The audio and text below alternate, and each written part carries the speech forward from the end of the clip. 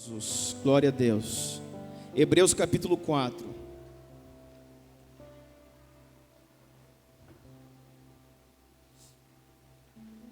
Hebreus capítulo 4, verso 12, diz assim.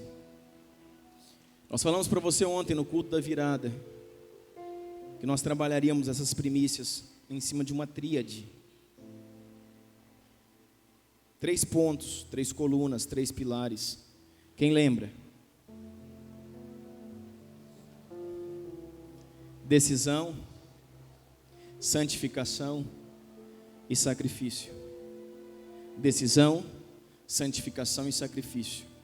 No meu entendimento, querido, naquilo que Deus tem me dado, é isso que vai nos guiar esse ano. Decisão, santificação e sacrifício. Decisão, meu posicionamento diante do Senhor. Santificação, sem a qual ninguém verá a Deus. E o sacrifício, que nos leva à redenção. E ontem nós falamos muito rápido, eu comecei a falar alguma coisa sobre decisões, eu quero continuar. Ontem nós não tivemos tempo para trabalhar isso, e eu preciso trabalhar isso com você nessa noite. Fique atento, irmãos, porque 1 minuto na presença de Deus pode mudar a sua história. Amém? Você não está diante de um homem, você está diante do Senhor. E nós queremos que nesses dias aqui, não somente hoje, mas amanhã e depois, Deus vai ligar algo no nosso espírito. A palavra de Deus diz em Hebreus 4:12 o seguinte: pois a palavra de Deus é viva e eficaz. Ela é mais afiada que qualquer espada de 2 gumes. Penetra ao ponto de dividir a alma e o espírito, juntas e medulas. Julga os pensamentos e intenções do coração. Nada, escuta isso, nada em toda a criação está oculto aos olhos de Deus. Tudo está descoberto e exposto diante dos olhos daquele a quem havemos de prestar contas. Portanto, visto que temos um grande sumo sacerdote que adentrou os céus, Jesus, o Filho de Deus, apeguemo-nos com toda a firmeza à fé que professamos, pois não temos um sumo sacerdote que não possa compadecer-se das nossas fraquezas, mas sim alguém que, como nós, passou por todo tipo de tentação, porém sem pecados. Pois não temos um sumo sacerdote que não possa compadecer-se das nossas fraquezas, mas sim alguém que, como nós, passou por todo tipo de tentação, porém não pecou. Olha o verso 16. Assim, sendo, aproximemo-nos do trono da graça, com toda confiança, a fim de que recebamos misericórdia e encontramos graça que nos ajude nos momentos de necessidade. Amém?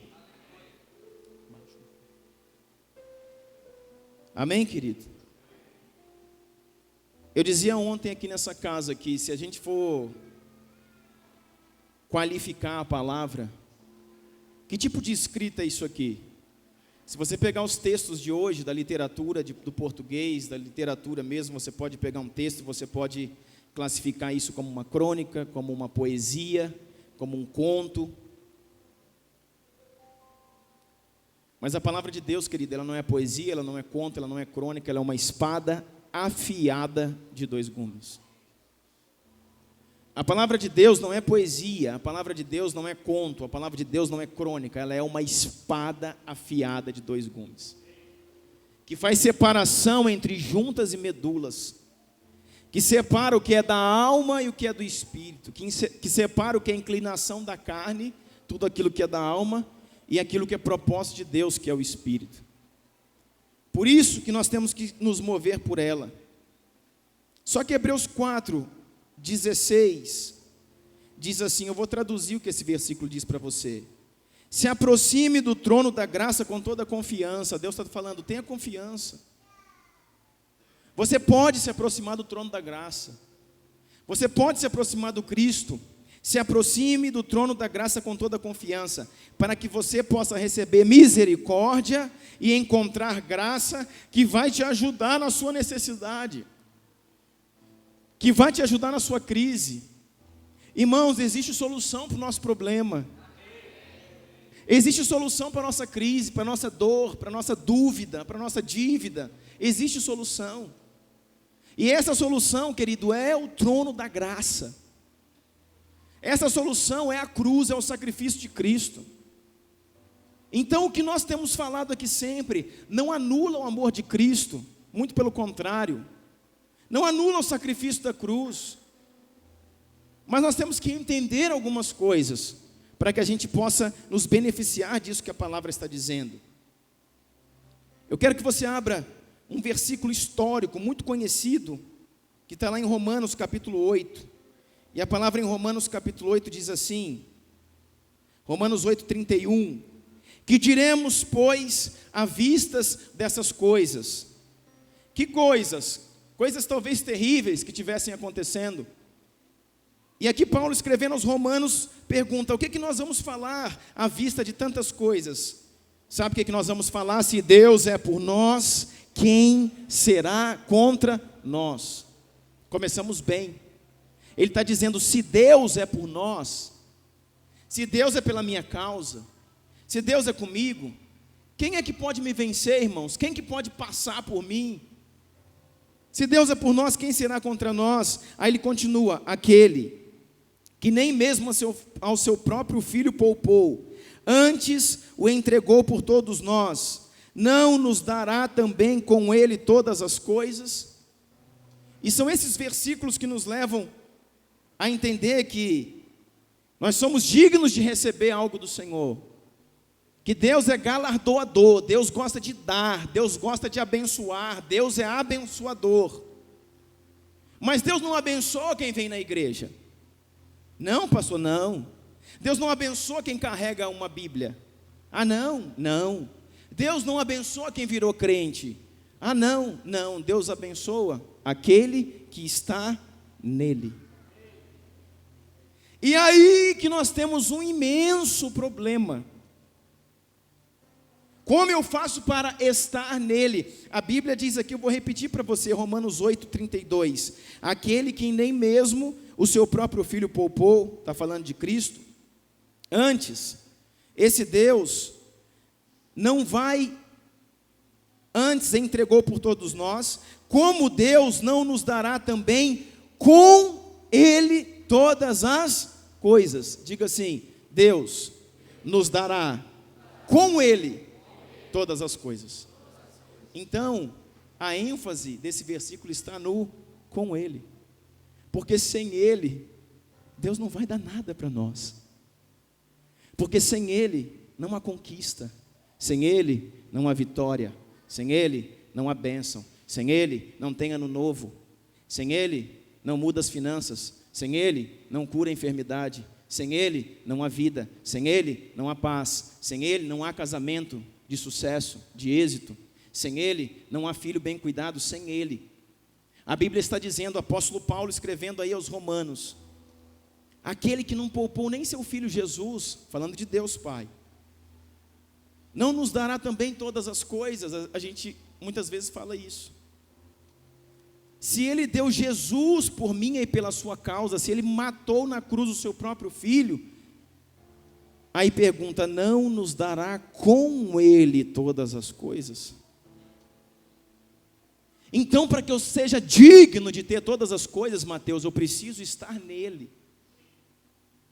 Assim sereis meus discípulos, quando fizerdes o que eu vos mando. Então não adianta virar crente. Ah, eu sou crente.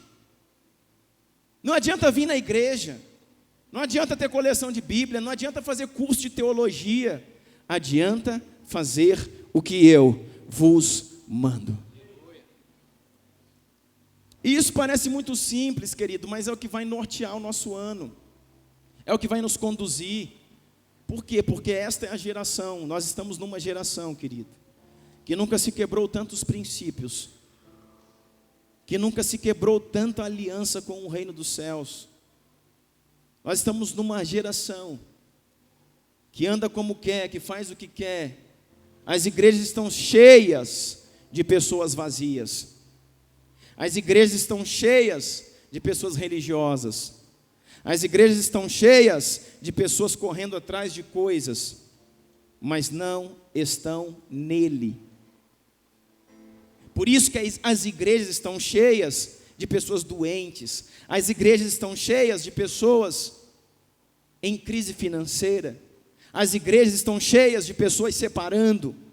As igrejas estão cheias de famílias que perdendo os seus filhos, porque não estão nele.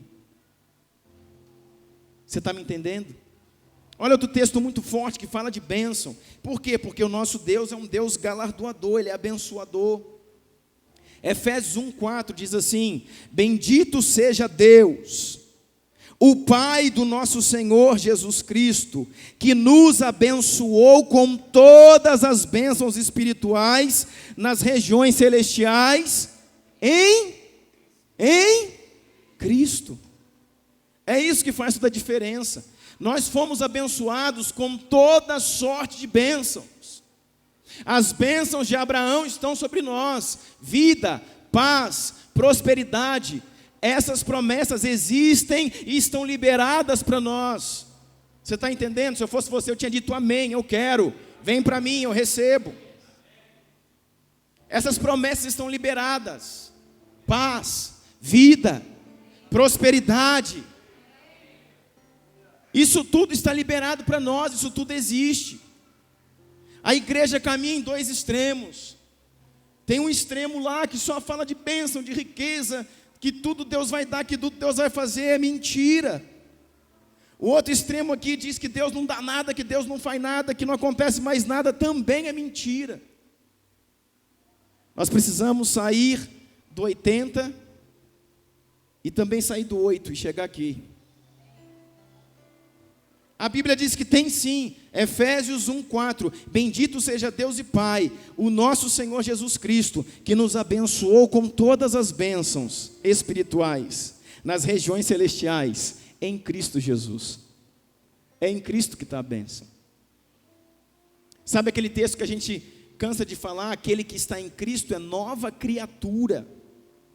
As coisas velhas ficaram para trás, já passaram, eis que tudo se fez novo. Aí nós pensamos que estamos na igreja, então somos novas criaturas. Viramos crente, somos nova criatura. Aceitamos a Jesus, sou nova criatura. Não, ele não diz que é quando você aceita Jesus. Ele diz: aquele que está em Cristo é nova criatura. Todo o segredo da vida cristã, todo o segredo para 2016 está neste ponto: estar em Cristo. Eu preciso estar nele, irmão. Muito mais do que vir na igreja, eu preciso estar nele. Muito mais do que ler Bíblia, eu preciso estar nele. Muito mais do que nas campanhas, eu preciso estar nele. Muito mais do que fazer qualquer coisa, ativismo. Se eu fizer isso, Deus faz aquilo. Mentira. Deus não troca nada com você. Você precisa estar nele. Você precisa estar nele e ele estar em você. Agora, como é que esse estar em Jesus? O que é estar em Jesus? Como que eu faço para estar em Jesus? Como que eu faço para estar em Jesus? Vou mostrar uma coisa para você que Deus me mostrou hoje à tarde. João capítulo 5, o próprio Jesus falando com os fariseus, João 5,39. João escreve o que Jesus está dizendo e diz assim: Jesus falou: vocês estudam cuidadosamente as Escrituras, porque acreditam, porque pensam que nelas vocês terão vida eterna. É a mesma coisa que a gente, irmão. Falou assim para os fariseus: vocês estudam as Escrituras, vocês estão lendo, estudando as Escrituras, porque julgam, porque acreditam que nela há poder de Deus, que nela há vida eterna. Mas diz o texto assim: são as escrituras que testemunham ao meu respeito. No original diz assim: elas manifestam quem eu sou. No original Jesus falou: elas, as escrituras, que vocês tanto estudam, que vocês creem que nela há poder e que nela há salvação, elas manifestam aquilo que eu sou. Jesus está dizendo: eu sou as escrituras. Eu sou o Verbo encarnado. Eu sou Jesus, o Filho de Deus. Então, querido, para Cristo estar em nós, as escrituras têm que estar em nós. Não basta, querido, vir aqui e chorar no primeiro dia do ano. Resolvi minha vida. Fiz a campanha lá no Mevan, 3 dias, ó, abençoado. Agora, vai. Não é um dia, não são 2 dias, não são 3 dias. Todo ano, todos os dias, todos os momentos, eu estou em Cristo e Cristo está em mim. Eu sou um com Ele, Ele é um comigo. Eu carrego a sua palavra. Deus não mandou a gente carregar uma Bíblia debaixo do braço. Deus mandou a gente ser a Bíblia. Deus mandou a gente ser carta viva de Cristo. Eu não preciso ter isso aqui para qualquer momento eu pego a Bíblia e mostro, ó, olha aqui, ó, eu sei, eu conheço, eu sei abrir, eu sei trabalhar aqui nos profetas maiores, menores, eu sei toda a escritura. Não, Deus não mandou você carregar uma Bíblia. Deus mandou você ser uma carta viva. Deus quer que você seja a Bíblia. Não adianta você vir na igreja, você tem que ser a igreja. As pessoas precisam ler você. Ei, as pessoas precisam ler você. As pessoas precisam olhar para você e começar a ler a leitura. E ali eles vão ver João, vão ver Mateus, Marcos, Lucas, João. Eles vão começar a ler as escrituras em você. Através da sua vida, do seu testemunho, da sua história, as pessoas lerão a palavra em você, porque você é carta viva de Cristo. Você vai pregar, não é por aquilo que você fala, é por aquilo que você é. E assim sendo, eu estou em Cristo. E assim sendo, eu estando em Cristo aí, irmãos, é bênção, irmão, é bênção. Eu vou te falar, irmão, não te falta alegria, não te falta paz, não te falta recurso, não te falta coisa nenhuma. Não estou dizendo, querido, que é mar de rosa, não. Tem luta todo dia, mas também tem vitória. Tem crise direto, mas as crises passam. Você caminha num lugar que o Senhor te deu autoridade para você pisar em serpentes e escorpiões. Você caminha num lugar de poder, você caminha num lugar de autoridade. Você caminha num lugar que você não está correndo do diabo, e o diabo é um homem feio, com um chifre bem grande, um rabo pontudo, um chicote batendo nas suas costas, e você correndo para fugir dele. Não. A Bíblia fala que você é a igreja. E a Bíblia fala que as portas dele, as portas do chifrudo, é as portas do inferno que não prevalecerão contra a igreja. A Bíblia está dizendo que quem vai atacar não é o inferno, é a igreja que ataca.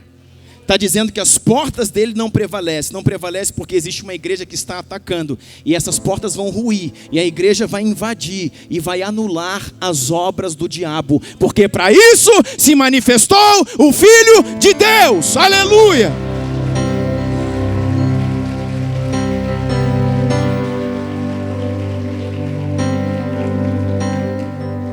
Agora, querido, tudo está na decisão. Me dá um pouco mais de retorno aqui. Você está pegando meu retorno, cara.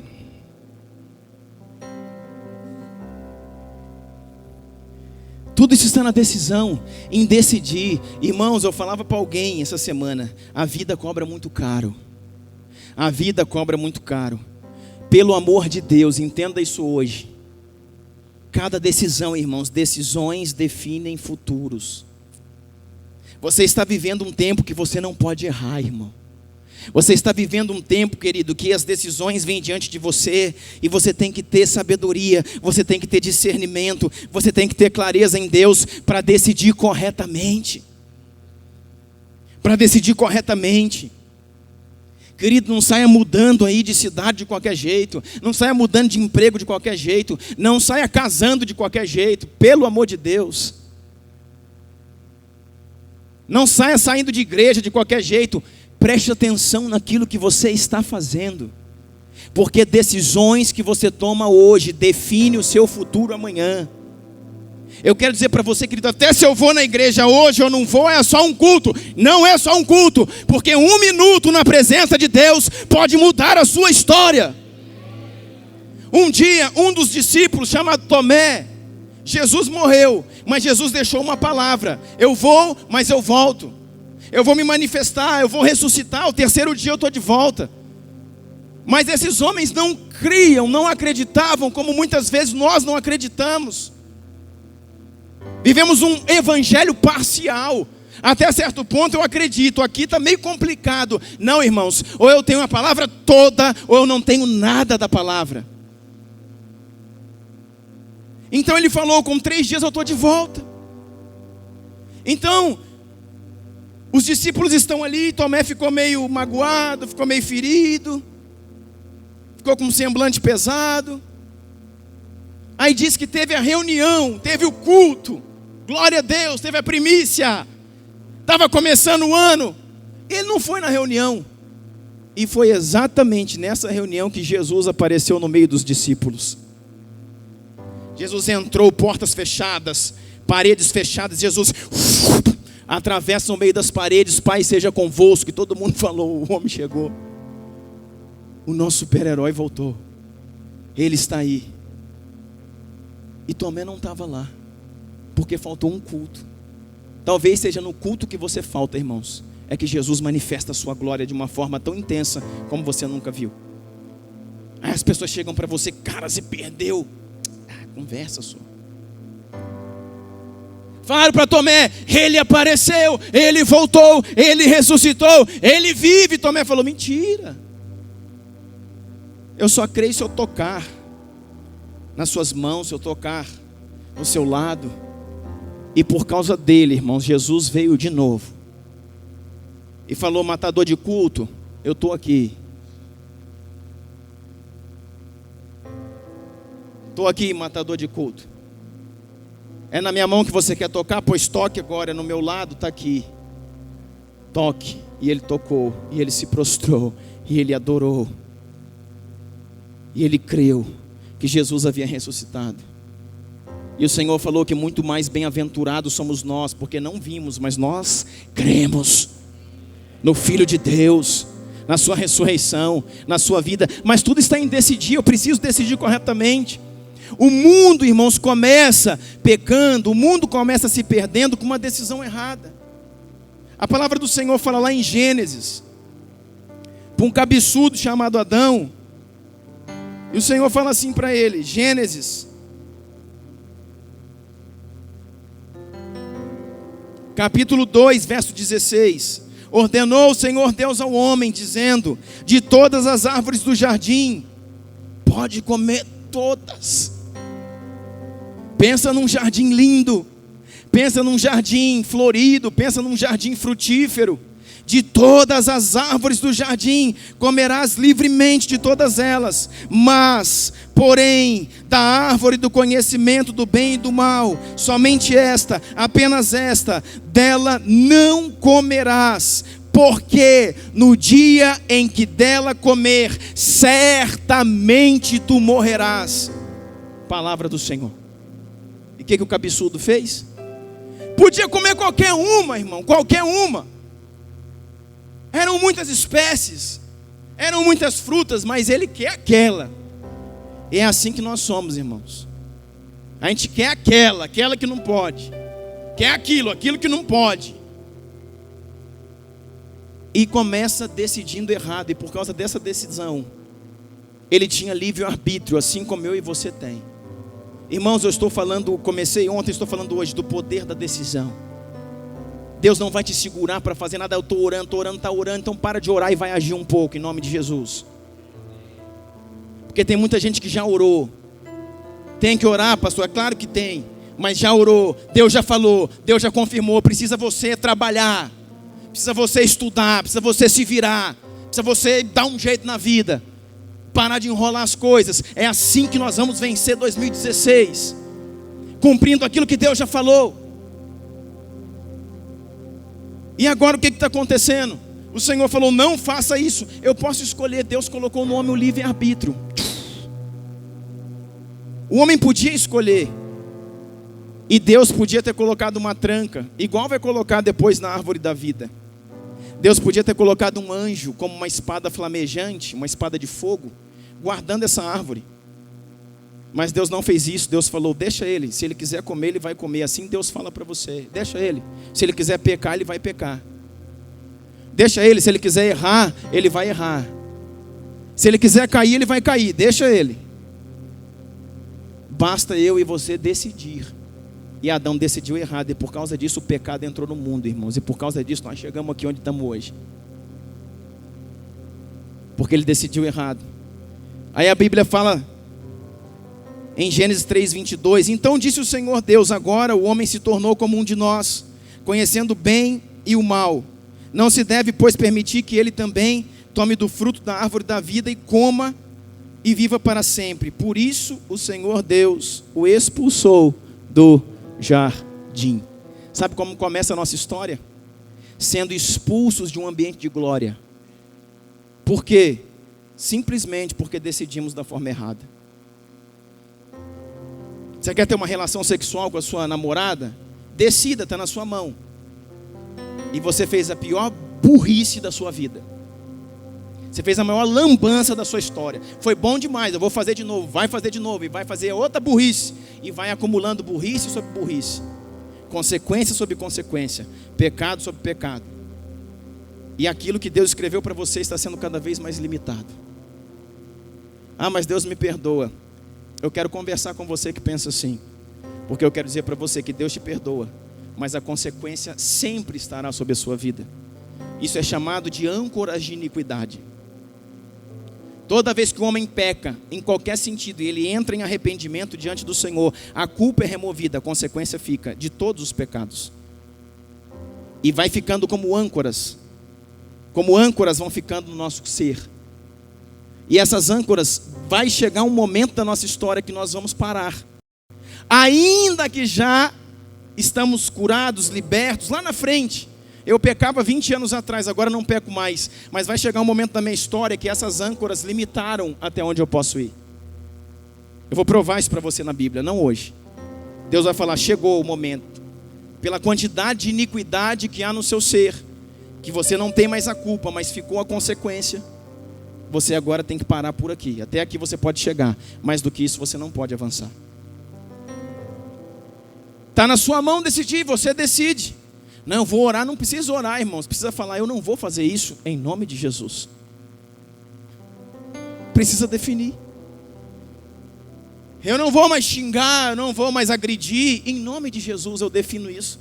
Eu não vou defraudar mais meus funcionários em 2016. Eu defino isso na minha vida. Eu não vou mais enganar o meu patrão em 2016. Eu defino isso na minha vida. São decisões. Assim começa a nossa história. Um homem decidindo errado. E jogando toda a esperança. E jogando toda a beleza. E jogando tudo aquilo que Deus tinha feito de tão perfeito por terra. Deus já tinha um antídoto, que é Jesus, que tinha que vir para poder redimir e fazer o caminho de volta. Mas por causa disso, querido, entrou dor de parto nas mulheres. Por causa disso entrou o trabalho suado e árduo nos homens, por causa de uma decisão errada. E aí continua, nós falamos aqui de Gênesis 3, se você for para Gênesis 4, é a passagem que falamos ontem, Abel e Caim. Você vê dois filhos, criados pelos mesmos pais, debaixo de um mesmo ensino. Só que na hora de cumprir as leis, um faz o certo, o outro faz o errado. E aí então o Senhor vem, aprova o que está certo, rejeita o que está errado. Aquele que está errado, ir ao seu semblante. E o Senhor vem e pergunta para ele, você está, sabe, Gênesis 4, Caim e Abel. O Senhor pergunta para ele, por que teu semblante está caído desse jeito? Por que tu andas tão irado? Irmãos, quantos homens de Deus irados? Quantos homens de Deus sem paciência? Quantas mulheres xingando seus filhos? Em vez de ser um canal de Deus, levantando a mão e abençoando os filhos em casa, em vez de ser a mulher sábia que edifica a sua casa, espraguejando a casa, xingando os filhos, amaldiçoando os filhos, pegando o cabelo dos filhos. Quantos homens tratando mal suas esposas, com ignorância. Por quê? Porque estão irados. E não tem, irmãos, não tem outra explicação. Eu expliquei isso ontem aqui. A ira, sabe o que é? Quando Deus nos resiste, nós nos tornamos irados. E todos nós, até os mais santos aqui, quando nós estamos naquele dia bem irado, irmãos, é porque nós estamos sendo resistidos. E nem sempre é por Satanás. Na maioria das vezes é pelo Senhor. Mas qual a posição que eu tomo? Acredito que é o diabo. E quando eu acredito que é o diabo, eu só aumento a intercessão para que o diabo saia, mas não mudo. Ei! Oh! Eu aumento a intercessão para que o diabo saia. Por quê? Porque eu estou sendo resistido por alguma coisa. Então eu só aumento a minha intercessão, a minha batalha espiritual, mas não mudo. E às vezes continuo sendo resistido. Porque o negócio não é batalhar espiritualmente. Não estou dizendo que isso não existe, pelo amor de Deus. Não coloque palavras na minha boca. Muitas vezes eu estou resistindo pelo Senhor. E eu vou lutar com o Senhor? Eu vou enfrentar Deus agora, eu vou lutar com Deus que está me resistindo? Não, irmãos. Ninguém pode ir contra Ele. Você tem que apenas mudar. Você tem que apenas fazer a coisa certa do jeito certo. Era isso que ele falou para Caim. Se você fizer a coisa certa do jeito certo, ô Caim, meu lindo, meu filho, não é certo que você vai ser aceito também? E Caim falou, é verdade, então meu filho, vamos, está nas tuas mãos, é a tua decisão. Porque o pecado está batendo na tua porta. E não sou eu, é você que tem que dominá-lo. Através de quê? Da decisão correta. Sabe o que acontece? Esse homem vai e se conserta, né? Não, esse homem não se conserta. E por causa de uma decisão errada, de quebrar um princípio de Deus, entra o primeiro homicídio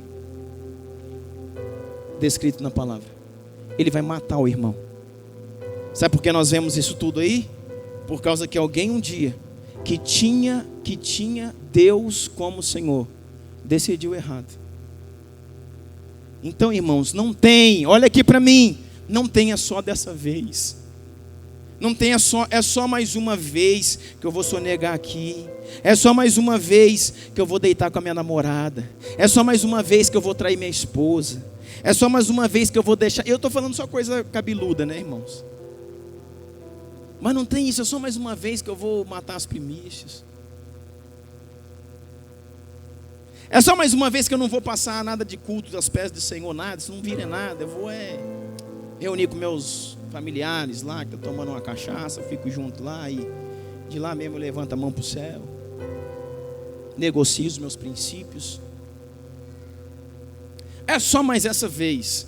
Pequenas decisões geram grandes consequências. Você sabe que o povo de Deus ficou escravo 400 anos. Você sabe que a igreja, você sabe que Israel ficou cativo no Egito. 400 anos, alguns dizem que foi 430. Ficou cativo, virou escravo 400 anos. Por quê? Por causa de uma decisão errada. De quem? Do pai. As suas decisões erradas estão aprisionando os seus filhos. As minhas decisões erradas vão aprisionar os meus filhos no Egito. Vão fazer deles escravos na mão de Faraó. Faraó é a figura de Satanás. Vão fazer deles carregadores de tijolos, amassadores de barro, bebedores da água do Nilo. Era assim que aquele povo vivia. Quando eles estão ali 400 anos no Egito, não é por uma falha do povo, não é pelo pecado do povo, é pelo pecado de um único homem chamado Abraão, o pai da fé. É o pai, ele é o pai. O Senhor falou para ele, lá em Gênesis 12, depois você consulta lá, Gênesis 12, de 1 a 4, o Senhor diz: sai da tua terra, da tua parentela e vai para o lugar que eu te mostrarei. Primeira coisa, ele tinha que decidir. Eu vou, eu fico. Abraão já era velho. E o Senhor falou: sai da tua terra, sai do meio dos teus parentes, deixa a tua família. Deus queria tirar ele do meio da família. Não me pergunta por quê, mas Deus queria. A família dele era idólatra, estava contaminando o seu chamado. E Deus queria tirar ele dali. Sai da tua terra, da tua parentela, do meio da tua família e vai para o lugar que eu vou te mostrar. Primeira coisa, ele tem que decidir: eu vou ou eu fico? Ele foi ou ele ficou? Ele foi. Então ele começou acertando parcialmente. Por quê? Porque ele levou consigo seu sobrinho Ló. Deus falou para ele: sai do meio da tua parentela. Eu quero que você deixe a sua família. Esse é o projeto agora, o momento. Você pode levar sua esposa, seus filhos. Essa é a família para Deus, amém? Leve seus filhos, leve sua esposa, mas deixe os seus parentes. E diz aí que ele saiu, mas consigo levou a Ló. E Ló foi uma pedra de tropeço no seu sapato, até o dia que ele falou: filhão, pega para a direita que eu pego para a esquerda. Ou se você quiser, eu também posso descer para a esquerda, você pega para a direita. Mas não dá certo caminhar junto. Por quê? Porque desde o início começou errado. Deus falou: faz uma coisa, eu fiz outra. Então já começou errado. Eu quero te falar, meia obediência é desobediência. Você fez o que eu te falei? Parcialmente. Então desobedeceu, não fez. É assim que funciona, irmão. Aí ele traz o seu sobrinho Ló. E quando Deus fala: vai para a terra que te mostrarei. Sabe que terra que era essa, irmãos? Canaã. Sabe aquela terra dos heteus, dos jebuseus, dos amorreus? Aquela terra era Canaã. Que o povo vai voltar depois, lá na frente. Aquela terra era Canaã. Abraão já foi para lá. Mas quando Abraão chega em Canaã, que Deus falou para ele, era essa terra que Deus mostrou para ele, a fome na terra. Mas Deus falou para ele que era para ele ficar nessa terra. Mas ele decide descer para o Egito. E quando ele decide descer para o Egito, por quê? Tem fome na terra. Deixa eu falar uma coisa para você. 2016 só será para você um novo ano se você entender que crise não é motivo para desobediência. 2016 só será um novo ano para você se você entender que crise, dificuldade não é motivo para desobedecer a Deus. Que perseguição não é motivo para desobedecer a Deus. Que picuinhas não são motivos para desobedecer a Deus. 2016 só será diferente se eu entender que aconteça o que acontecer, eu preciso decidir corretamente. Ele vai lá e desce para o Egito. Quando ele chega no Egito, o que ele faz? Ele mente. Ele diz que Sara, que era sua esposa, é sua irmã. E quando ele mente, irmãos, Deus fica furioso. Sabe por que Deus ficou mais furioso ainda? Não é pela mentira, quem sabe? Sabe o que enfureceu o coração do Senhor quando Abraão desce para o Egito? Quem sabe? É porque ali no Egito, ele vai receber de presente o caminho da guerra. Ali no Egito, por ter decidido errado, Abraão vai receber de presente o caminho da guerra. Vai receber de presente aquilo que sustenta as guerras que nós estamos vivendo até os dias de hoje. Ali no Egito, aonde Deus não mandou que ele fosse, ele recebe de presente uma escrava chamada Agar. Você sabe, Agar serva de Sara, a escrava egípcia, foi um presente. Foi um presente de Faraó no Egito para Sara. Naquele momento, então, quando ele sai dali, ele não sai somente com a sua esposa Sara, ele sai também com a sua serva Agar. Ele sai dali com o caminho da guerra, o caminho da destruição. Ali, irmãos, ele destruiu a paz de um grande percentual do mundo. Porque por meio dessa Agar, um dia ele ia decidir errado, novamente ia se deitar com ela, porque ele não foi obrigado. Então ele define, não, é só uma idazinha, é só uma noitezinha, é só mais uma vezinha, é só agora. E nesse agora nasce Ismael, que é o pai de todos os muçulmanos, que é o pai do ISIS, que é o pai do Estado Islâmico, que é o pai das bombas, que é o pai do terrorismo. Um deslize atormenta nações, nações, nações e nações. Porque Deus te chamou para decidir corretamente. É só uma vezinha, vai lá, irmão, uma vezinha, você vai destruir a sua vida. É só mais uma vez que eu vou subir diante do Senhor e vou ministrar em pecado, mas eu vou me arrepender de novo. Cuidado, irmão, pode ser que você não desça daqui.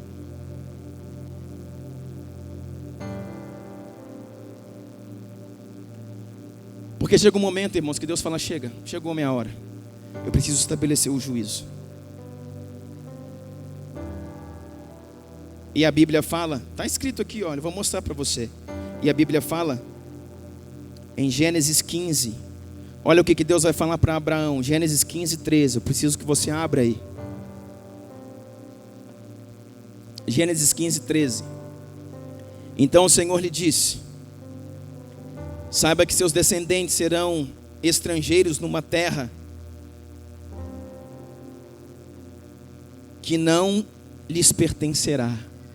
Aqui, olha só que tremendo, irmãos. Tem gente que não acredita em profecia. No último café com pastores, nós falamos a respeito de Oséias 2. Um texto muito pontual para a igreja de hoje. E tem gente, a profecia, irmãos, Isaías escreveu com perfeição a vida de Cristo. Escreveu com perfeição, sem botar e nem pôr. Sem colocar e nem tirar nada. Isaías escreveu sobre o sacrifício do Cordeiro. Olha o que o Senhor está falando aqui profeticamente. E o que vai se cumprir depois. Ele já tinha ido para o Egito, já tinha mentido, já tinha recebido Agar de presente, já tinha voltado para Canaã, que Deus mandou ele ficar. Aí sabe o que acontece? O Senhor fala, agora que você voltou para o lugar que era aonde você não deveria ter saído, eu vou te falar uma coisa. Então o Senhor disse, saiba que seus descendentes serão estrangeiros numa terra que não lhe pertence. Sabe qual é essa terra? O Egito. Eu não mandei você ir para lá. Você foi. Agora eu quero dizer, você volta para cá, mas um dia seus descendentes passarão 400 anos lá. Olha aqui, querido, veja, olha aqui. Aonde também serão escravizados e oprimidos por 400 anos. Está escrito. Eles serão escravizados e oprimidos por 400 anos. Mas eu castigarei a nação a quem servirão como escravos. E depois de tudo vão sair de lá com bens. Você, porém, irá em paz aos seus antepassados e será sepultado em boa velhice. Olha o que o Senhor diz, na quarta geração, ou seja, depois dos 400 anos, os seus descendentes voltarão para cá. Você está entendendo isso? Depois de 400 anos, seus descendentes, seus filhos voltarão para cá, para essa terra, Canaã. Porque aqueles que habitam aqui, jebuseus, cananeus e amorreus, eu vou julgar a sua iniquidade. Olha para quem acha que Deus não é misericordioso. Aqui existe um povo, cananeus, heteus, jebuseus, amorreus. Eu vou dar para eles 400 anos para que eles se arrependam da sua iniquidade. Depois de 4 gerações, depois de 400 anos, se eles não se arrependem, eu venho, removo eles da terra e coloco os seus filhos, que vão estar nesse tempo de 400 anos, que é o tempo que eles têm para se arrepender. eles vão estar escravos lá no Egito. Quando eles não se arrependerem, eu venho, tiro eles da terra e coloco os seus filhos para habitar no lugar que eles já deveriam ficar a partir de agora. Porque você já está aqui na terra. A terra já era sua. Mas pela sua decisão, seus descendentes pagarão 400 anos. Meu Deus. Meu Deus. Nós precisamos decidir corretamente, irmãos. Aí você vê toda uma nação. Você vê mais de 2 milhões de pessoas. Você vê todo um povo, querido, sendo escravizado nas mãos de Faraó por causa de um pecado de um pai. O que eu estou fazendo para o meu filho, irmão? Ou para os meus filhos? Eu falei tantos filhos aqui, né, irmãos, que profeticamente já está fluindo. O que eu estou plantando para os meus filhos, irmão? O que eu estou aprontando para a vida dos meus filhos?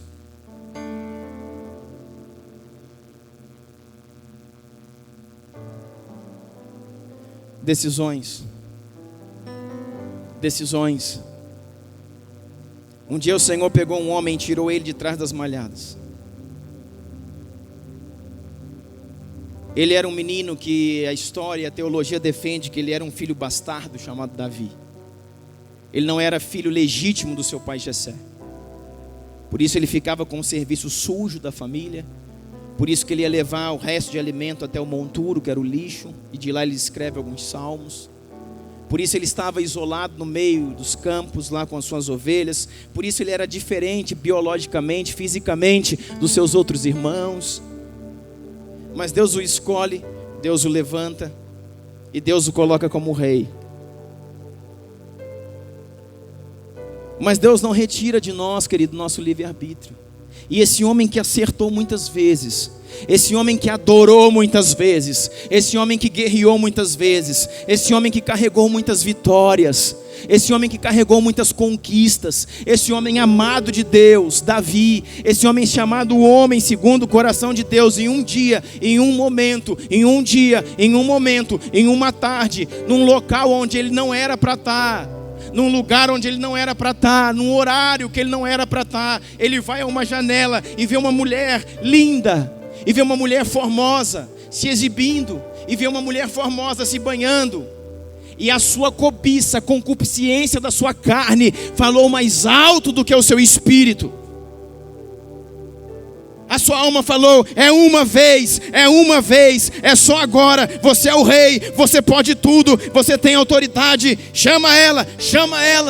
E o Espírito gritava: não faça isso, não destrua tudo aquilo que eu depositei em você. Você é o homem segundo o meu coração, você é o meu filho, eu te tirei de trás das malhadas. Eu quero dizer para você, a alma venceu, a concupiscência venceu, os desejos desenfreados venceram. Então veio Betseba, aquela mulher se deitou com ele. Ele ali prostituiu, ele ali adulterou, aquela mulher concebeu um filho. Só que ela era a mulher de Urias. Vou te dizer uma coisa, querido. Pouca coisa ruim, podre, joga por terra muita coisa boa. Anos de vida de competência, anos de vida de santidade, anos de vida de retidão, anos de vida sendo exemplo. Um deslize joga você lá na vala comum. Ah, mas o que eu fiz já era. Um deslize, irmãos, joga você lá na vala comum. Mas a Bíblia já explica isso. A palavra de Deus fala de Eclesiastes e fala daquela mosquinha que cai no perfume do perfumista.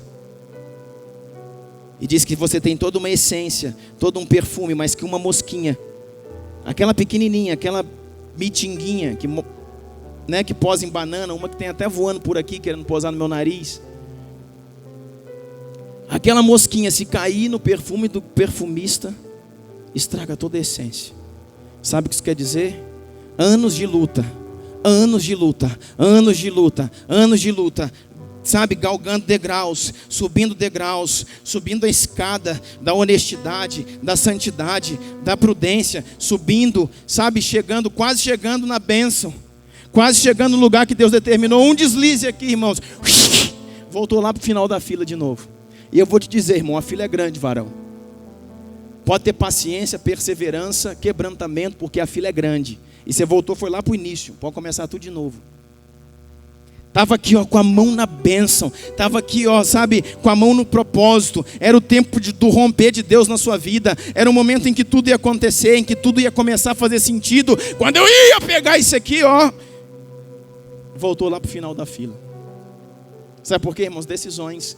E Natan chega e fala bem claro para ele. Natan chega para Davi e pergunta assim: o Senhor te deu o trono. Olha o que Natan falou para ele, profeta Natan. Chega, coloca o dedo no nariz de Davi e diz: o Senhor te deu o trono. O Senhor te tirou de trás de malhadas. O Senhor honrou você e o seu nome e a sua família. O Senhor te deu todas as mulheres de Saul, que era o rei antes dele. Você acha que ele não tinha mulher? Aí ele completa dizendo, a Bíblia diz isso, que Natan fala assim: e vou te dizer mais uma coisa, sem vergonha. Se você quisesse mais alguma, o Senhor havia te dado. Só essa, que era a esposa do seu capitão, você não poderia ter feito isso. Você poderia ter tido qualquer mulher desse reino. Se você tivesse pedido a Deus uma mulher desimpedida, Deus lhe daria. Porque naquele tempo, irmãos, os reis podiam ter várias mulheres. Mas só essa infeliz você não podia tocar. E foi exatamente aquela que você tocou. Agora, Davi se arrepende, cai, chora. Davi ia morrer. Esse era um pecado para aquele que adulterava. Então ele se arrepende. É o que eu falei para você. Quando ele se arrepende, o Senhor vai e perdoa. E fala: não, você não vai morrer. Você está perdoado do seu pecado. Porém, a consequência do pecado é: a espada não se apartará nunca mais da tua casa. Aquilo que você fez oculto, seus filhos farão perante todo Israel. Você deitou com uma mulher que não era tua, seus filhos deitarão com as suas mulheres nos palácios, nos corredores, e todos verão a vergonha que você irá passar. E começou a ter uma conspiração na casa de Davi, filhos se levantando contra a filha. Vai lá um filho de Davi, estupra a filha. Aí o outro vai e mata esse que estuprou. E aí aquele que era o filho de Betseba morre. E vai virando, irmãos, uma canseira. Porque era só uma vezinha. Eu fiz tudo certo até aqui. Eu fui um homem de oração até aqui. Eu fui um homem de honra até aqui. Eu fiz tudo certo até aqui. Até aqui eu fui santo, até aqui eu me guardei, até aqui eu fiz tudo correto, até aqui eu tratei bem meus funcionários, até aqui eu tive debaixo das leis, até aqui eu fui um homem honrado. Mas foi só uma vezinha, essa vezinha liberou uma espada sobre a vida de Davi. O homem segundo o coração de Deus. Deus cobrou assim. Imagina, irmãos, o que Ele pode cobrar de mim e de você. E não pense que eu estou aqui querendo botar medo em você, não é isso. Eu estou aqui quase que dando um troço para falar para você que você tem que decidir corretamente. Sabe por quê? Porque hoje à noite você vai ter que decidir alguma coisa. Escuta o que eu estou falando para você. Porque amanhã você vai ter que decidir estar nesse lugar novamente ou não. Porque no domingo você vai ter que decidir. Todos os dias nós temos que decidir. E a cada decisão errada, eu destruo o meu futuro. Davi era o cara. Foi só uma vezinha. Jogou tudo na lama. A adoração dele não era como antes. A casa dele, irmão, virou, com perdão da palavra, me perdoe, vai ler a Bíblia, eu não estou exagerando, a casa dele virou um inferno. O que ele fez? Uma única vez, o maior adorador das Escrituras tocou numa mulher que não era dele, maculou uma aliança e se lascou. Porque decidiu mal. Ele continuou sendo rei, sim, ele não morreu, Deus perdoou o seu pecado, mas consequências. Agora eu quero te mostrar um outro homem para você ver o que Deus faz. Isso que eu falei para você da consequência de tudo está em 2 Samuel, capítulo 12, do verso 8 a 10. Você vai ver Natã confrontando Davi. Agora, querido, abra aqui, eu quero mostrar uma coisa para você. Gênesis 39, verso 7, diz assim: aconteceu depois destas coisas, que a mulher do seu senhor pôs os seus olhos em José e disse: deita-te comigo. Deita-te comigo.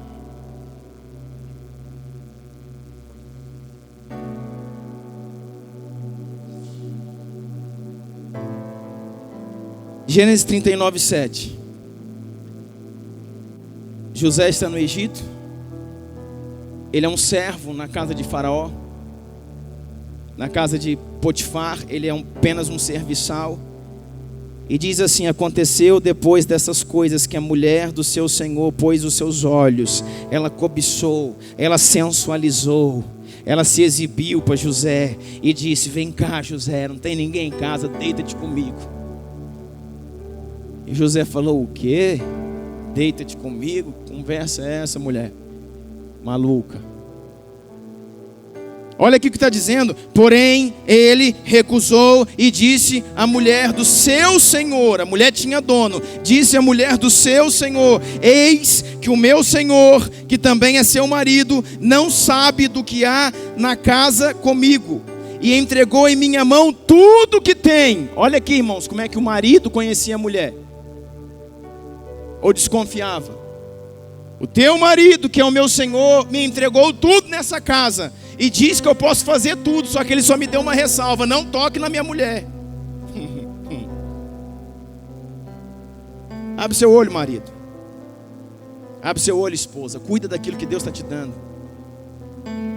E olha o que diz a Bíblia. Porém, ele recusou, disse a mulher do seu senhor: eis que o meu senhor não sabe do que há nada na casa comigo, e entregou em minhas mãos tudo que tem. Ninguém é maior do que eu nesta casa, e nenhuma coisa me vedou senão a ti, porque tu és sua mulher. Como, pois, faria eu tamanha maldade? Pecaria contra quem que ele pecaria? Está aqui a chave, querido, está aqui a chave. Muitas vezes você deixa de respeitar o seu patrão, às vezes você deixa de respeitar a sua esposa, às vezes deixa de respeitar o pastor, às vezes deixa de respeitar quem quer que seja.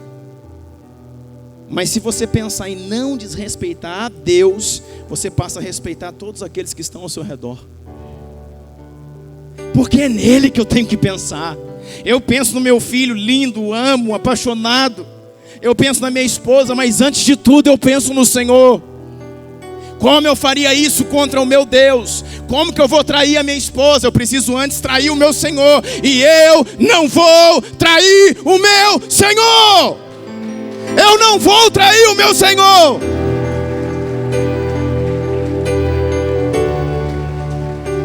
Eu não vou trair o meu Senhor. Sabe por que eu vou roubar? Sabe por que eu não vou roubar na minha empresa? Porque meu patrão pode ser até gente boa, um cara legal. Será que eu faço? Será que não? Antes eu não vou trair o meu Senhor.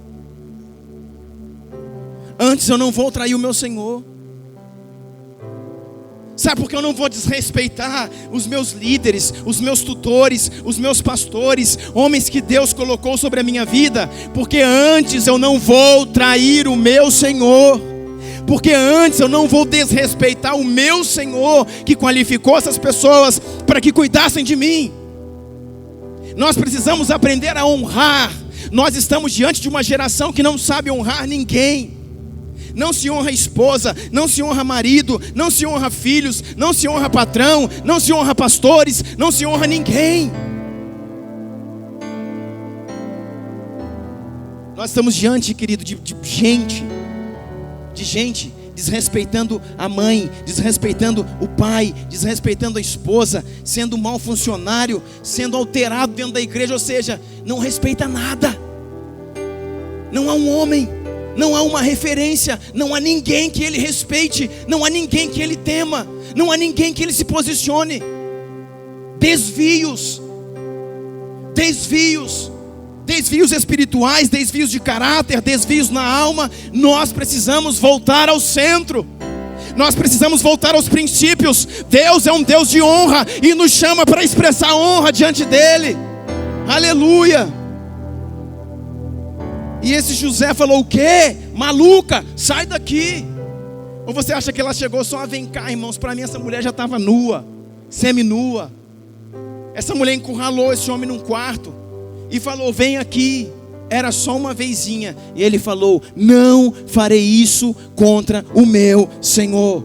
E ele sumiu de lá. Diz, irmãos, que ele saiu com tamanha violência que a mulher tentou segurar ele, e as vestes dele ficou na mão dela, rasgou as suas vestes. Ele teve um embate, ele teve que brigar com essa mulher, você está entendendo?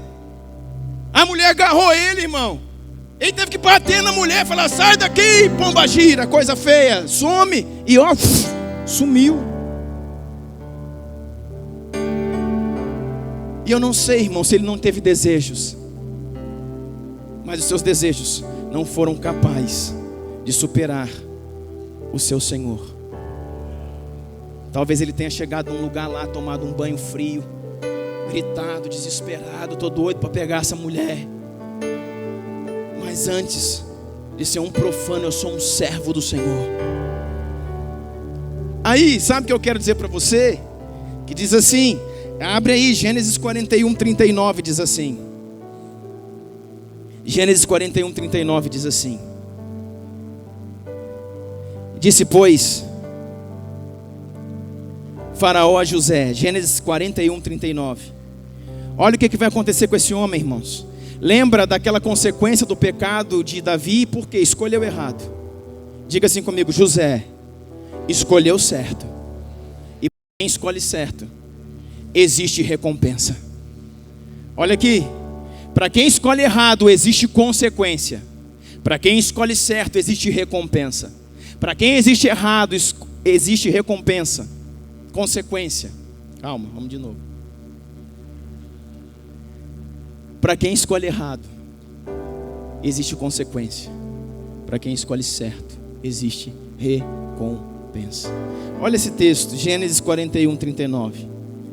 Disse, pois, o Faraó a José: uma vez que Deus lhe revelou todas as coisas, não há ninguém tão criterioso e sábio como você.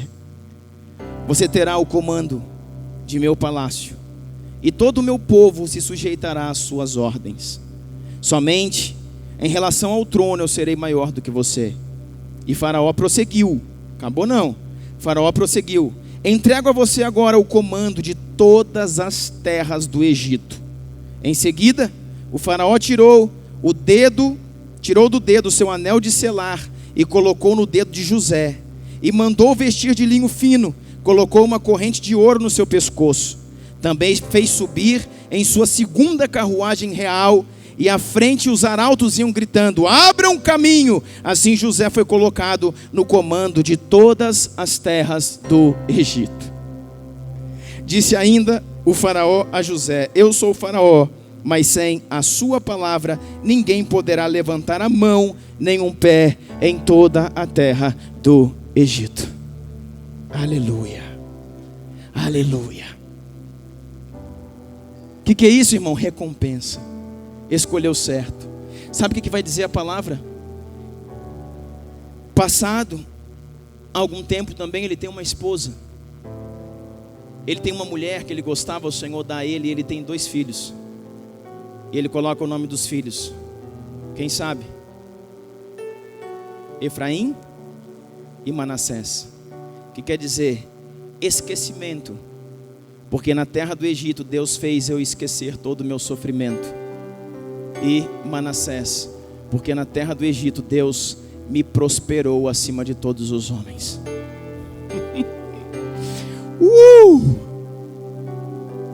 E aí?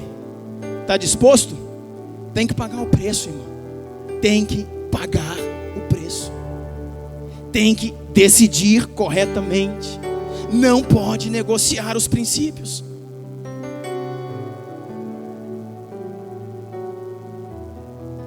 Vamos acabar?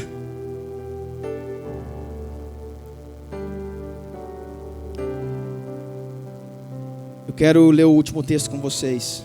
Isso é importante, irmãos.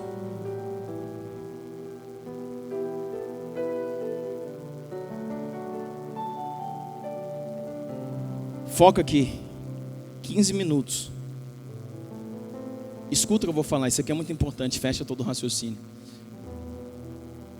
Não é pecado, irmão, somente quebrar princípios. Não é pecado somente infringir uma lei do Senhor. Não é pecado somente você agir de forma descabrosa, desmedida, como nós temos falado aqui. Todas as vezes que nós não cremos naquilo que Deus falou a nosso respeito, nós estamos pecando. Todas as vezes que Deus me libera uma palavra e diz: assim você será, assim você fará, assim você se moverá, e você não crê, você está pecando. Muitas vezes nós deixamos de fazer alguma coisa, deixamos de exercer um chamado, deixamos de ir aonde Deus mandou, deixamos de fazer o que temos que fazer. Eu quero dizer para você, existem consequências. Quando Moisés, depois, é disso que eu quero falar, quando ele volta, depois de 400 anos, agora o seu povo se torna escravo. O que acontece? Eles são liberados e eles vão pelo deserto até chegar na terra de Canaã. E ali em Cádiz Barneia, diga comigo, Cádiz Barneia. Cádiz Barneia era um oásis, um lugar que ficava nas fronteiras da terra de Canaã, próximo ali ao Jordão, onde eles atravessariam o Jordão e entrariam na terra que mana leite e mel. Em Cádiz Barneia foram enviados 12 espias. Quando eles retornam, escuta isso. Quando eles retornam, eles trazem informações sobre a terra. E 10 deles estão inflamando todo o povo, dizendo: a terra é excelente, não tem terra melhor. Porém, vai ver o tamanho dos homens que estão lá dentro. É assim que eu e você pensamos? Agora 2, Josué e Caleb diz assim: a terra é excelente. Os homens que estão lá dentro também é barra pesada. Só que o Senhor já nos deu essa terra por herança. Lembra quando eu estava viajando, eu mandei um áudio aqui para a igreja, um vídeo falando sobre isso, falando como é a nossa visão, como eu vou entrar em 2016, que tipo que é a minha visão. Quando 12 espias voltam de espiar toda a terra prometida, eles passaram pelas muralhas de Jericó, foram à terra e voltaram.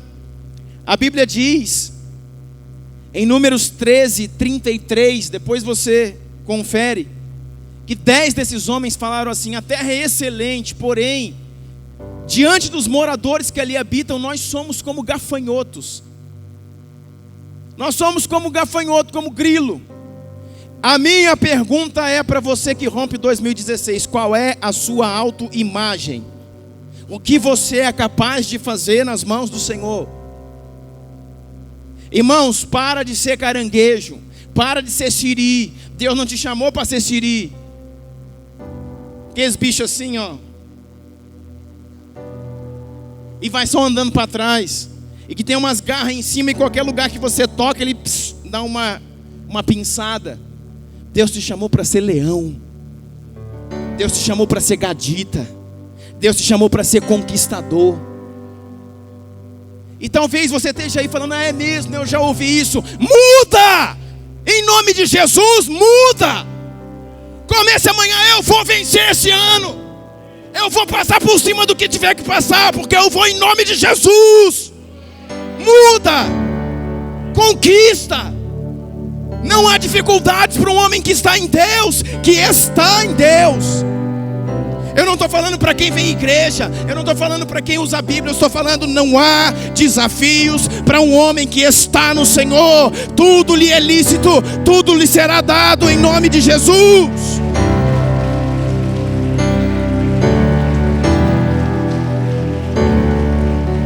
Qual é a sua visão? O que é que você consegue ver? Sabe, irmão, eu estou vendo a gente crescendo, eu estou vendo a gente construindo, eu estou vendo a gente rompendo, eu estou vendo cada café de pastores, homens vindo de todo o Brasil aqui, para que possamos estar juntos, compartilhando as coisas do reino. Sabe, 10 desses espias falaram: olha, a terra eu nunca vi melhor, porém a gente não tem como entrar lá. Essa é a visão da maioria dos homens que eu converso, da maioria dos jovens. Eu até que queria, mas eu não posso. Eu até que ia, mas não vai dar certo. Eu até que ia fazer isso, mas não teve como. Muda. Você tem como sim. Você pode fazer sim. Deus é por você sim.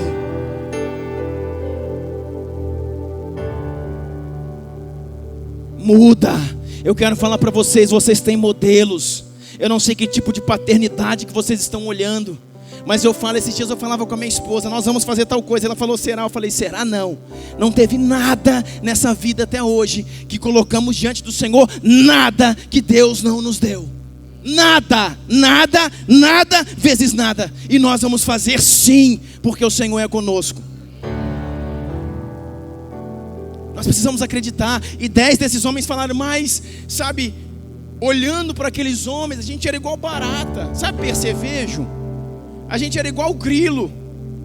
E Josué e Caleb olharam para eles: raça ruim, praga, sai. Nós somos leões. Nós somos leões. Eles estavam em Cades Barneia, irmão. Deixa eu falar isso para a gente terminar.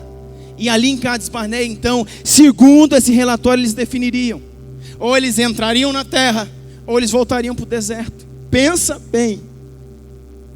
Era o momento de escolher. Segundo o relatório de 12 homens, 10 contaminando o povo, 2 dizendo: pode ir que a terra é boa. Agora um líder chamado Moisés, ele tem que definir. Ou a gente avança crendo em 2, ou a gente retrocede pela inflamação de 10. E agora, querido, como é que você vai decidir? Decisão difícil. E são essas decisões que virão na sua vida em 2016. Decisão difícil. Você pensa que é fácil? Mandou 10. A grande maioria esmagadora mandou 12. 10 falaram: não tem jeito de forma nenhuma. E só 2 falaram: tem jeito sim. E agora, com quem que eu fico? Cades Barneia, um oásis no deserto, um lugar da decisão. Ali eles tinham que definir. Ou eles iam, ou eles não iam. Eles iam, ou eles não iam. Você sabia que da terra do Egito, lá do Egito, até as fronteiras da terra, até Canaã, são 400 quilômetros. Escuta isso: de 400 a 450 quilômetros. A distância que dista do Egito até Jericó. Se você pegar isso e definir que em 400 quilômetros, se eles fossem andar 10 quilômetros por dia, que é muito pouco, um homem tranquilamente anda 30 quilômetros, irmão, tranquilamente. Andando, parando, tranquilo. Se você colocar que eles andariam 10 quilômetros por dia, em quanto tempo eles fariam a viagem?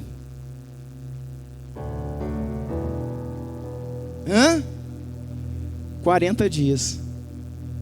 Que é o que os estudiosos afirmam que levaria essa viagem. 40 dias. Só que na primeira viagem eles já demoraram mais, mas eles demoraram 2 anos. E você tem base bíblica para saber que em 2 anos eles estavam nas fronteiras da terra. Aonde? Em Cades Barneia. Agora eu preciso decidir. Cades Barneia, irmãos, é meu 2016. Nós vamos acabar aqui. Cades Barneia. Ei, Cades Barneia é o dia 1º de janeiro de 2016. O lugar da decisão. Agora eu tenho aqui 1 milhão de pessoas. Quase 3 milhões. Eu mandei meus espias, são 12, eles já voltaram. 10 disse que nada feito. 2 disse que a gente deve avançar. O que eu decido? que você vai decidir, irmãos? Você vai decidir avançar e tomar posse daquilo que Deus falou? Ou você vai decidir retroceder porque ficou muito difícil? Por quê? A minha equipe disse que é difícil. As pessoas disseram que é difícil. A minha família falou que é difícil. Não interessa quem falou, interessa se o Senhor falou que é para ir, irmãos. Vá! O que você vai fazer? Sabe o que eles decidiram? Voltar para o deserto. Decisão errada. Decisão errada gera consequências. Sabe por que eles ficaram 40 anos no deserto? Por quê? Porque quando os 12 foram espiar, eles espiaram a terra por 40 dias. Quando eles foram espiar, eles espiaram a terra por 40 dias.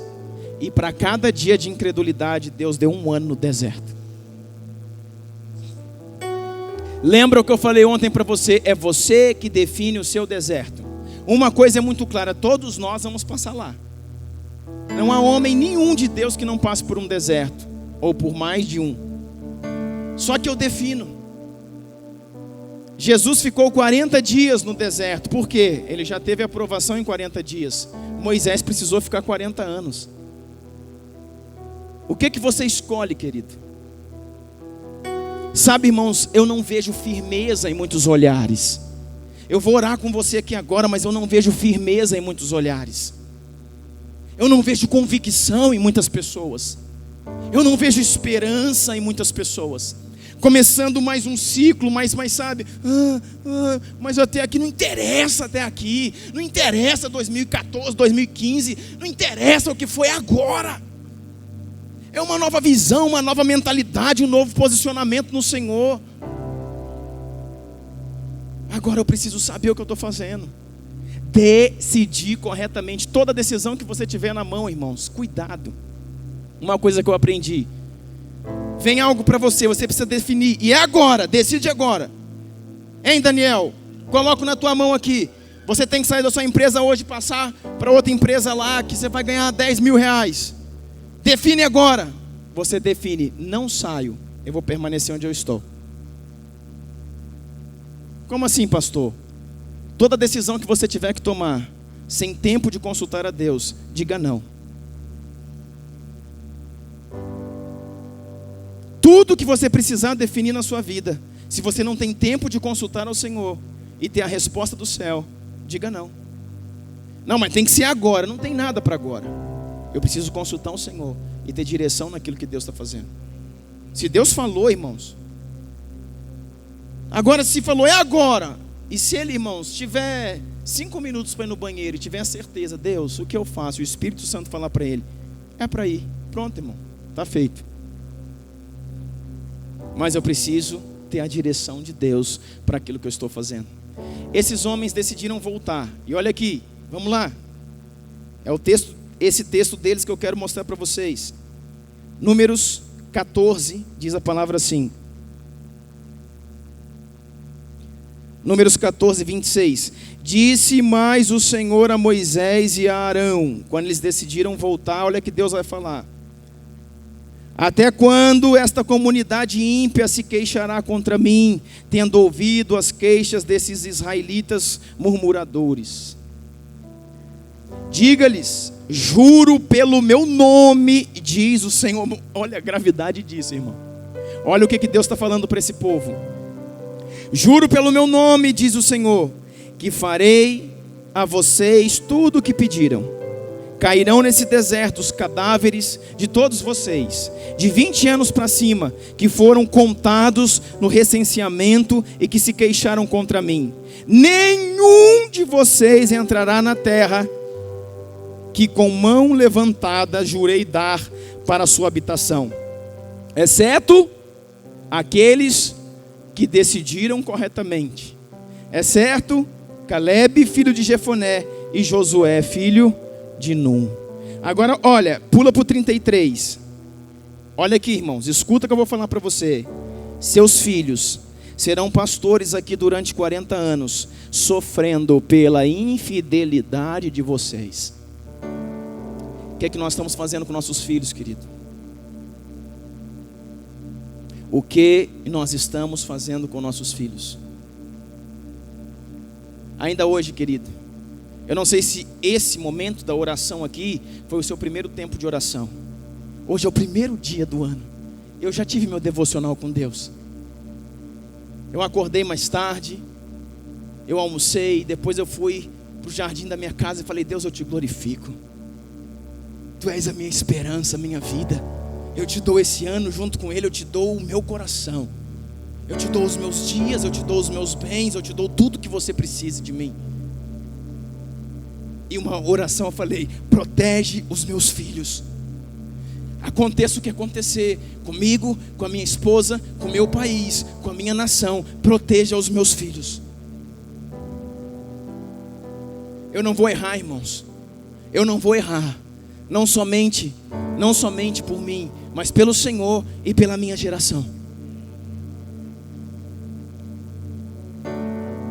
Sabe o que diz a Bíblia aqui? Olha aqui que terrível. E eu vou falar aqui, sabe por que a gente tinha que chegar aqui? Porque nós vamos ter que quebrar isso aqui hoje.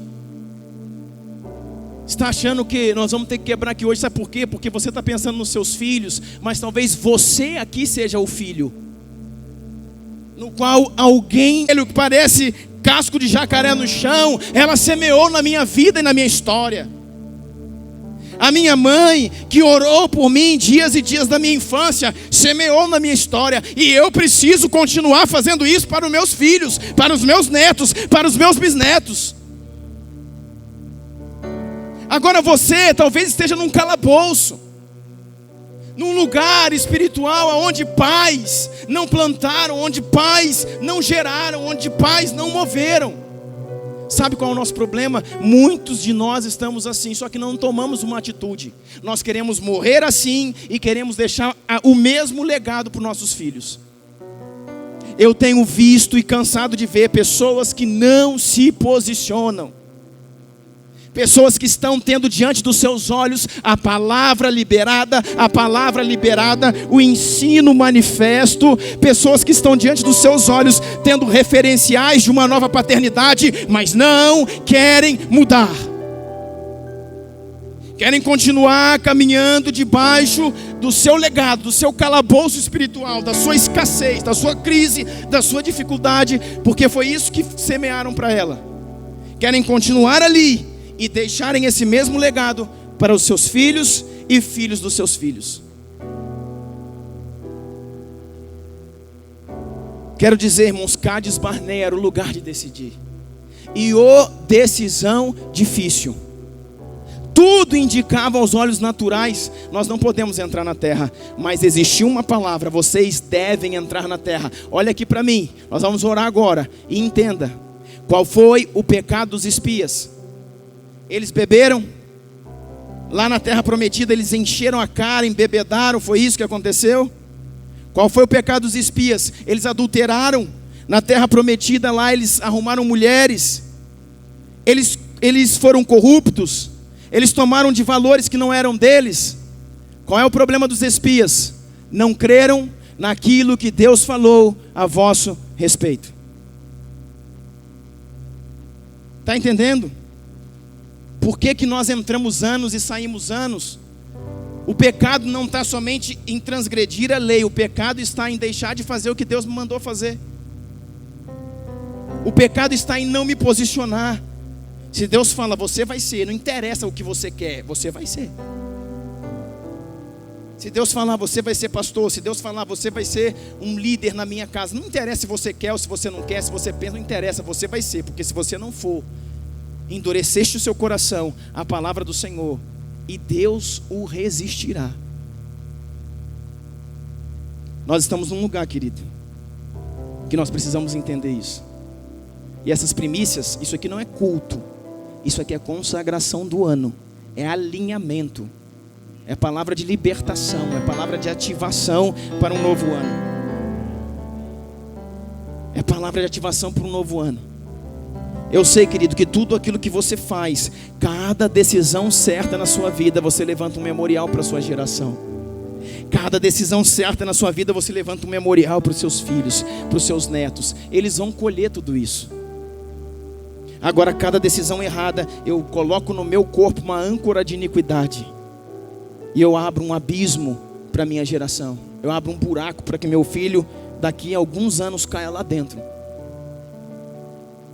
Muitos filhos estão sofrendo aquilo que nós plantamos, aquilo que nós fizemos. Ou talvez, como eu disse aqui, você seja o filho que durante toda a sua vida, sua adolescência, sua infância, sua juventude, você só viveu em calabouços. Amargura, tristeza, enfermidade, falta de dinheiro, tristeza, crise no casamento. Sai desse buraco, irmão. Deus não te quer aí não, filho. Deus não te quer aí, sai desse buraco. Fala, ó, se isso eu recebi de lá, daquilo que veio de lá, eu quero acabar com isso hoje. Eu decido, Deus, sair do buraco. Eu decido entrar num ambiente de glória. Eu decido voltar para o Éden, para aquele lugar que Adão cabeçudo me tirou. Eu quero voltar para Ti, Senhor. E eu quero para definir a minha vida nos tempos que aqui ainda eu vou viver, e para deixar caminho aberto para meus filhos, para os meus netos, para que todas as minhas gerações a partir de hoje sejam abençoadas. Você precisa decidir corretamente. Esse povo todo andou 38 anos no deserto, porque a Bíblia fala que eles estavam ali, e quando eles saem dali, eles vão andar 38 anos e vão voltar. Ou seja, se no total eles ficaram 40, em 2 anos eles já estavam lá. Vão voltar a andar mais 38, Deuteronômio diz que depois de 38 anos, eles voltam ao mesmo lugar, Cádiz Barneia. Depois de 38 anos, eles voltam ao mesmo lugar onde eles estavam e disseram, não vamos ouvir a Deus. Ali morre Arão, ali morre Miriam, mais para frente morre Moisés, aí Deus levanta Josué e fala, agora vocês vão entrar com uma outra geração. Parece crítico, não parece? É. Parece pesado, não parece? É. E eu posso sair daqui falando, é uma palavra, né, dura, longa, eu posso falar, eu quero mudar a minha vida. E se você quiser fazer isso, querido, se você precisa disso, eu gostaria que você ficasse de pé nessa noite e que você viesse aqui à frente, em nome de Jesus.